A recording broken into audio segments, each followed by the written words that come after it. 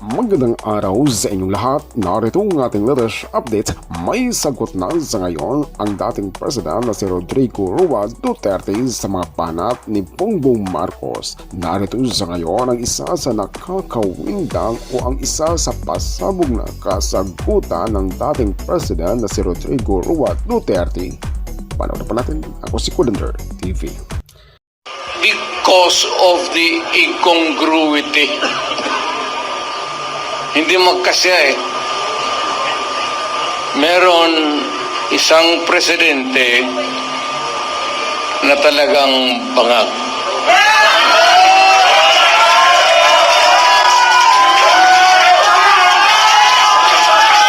Hindi naman buang.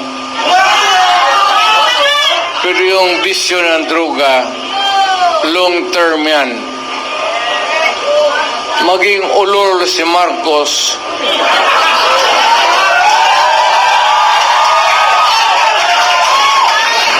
kung maybe constant use of heroin, abot pa siguro siya ng 80. Pero pagdating sa panahon na yan, hindi na siya gumagalaw.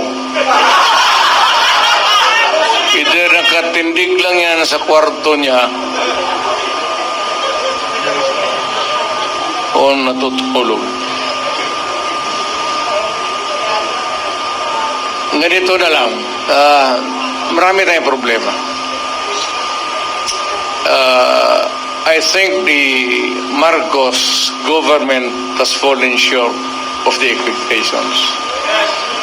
Ako, hindi ko ma-compare kasi pwede kong sabihin, mas mabuti siya ngayon kaysa aking panahon. I can even concede na ganon ang nangyayari. Pero it would not be a good reason for you to solve the problem just because you are doing right. More rights than the wrong ones that the other guy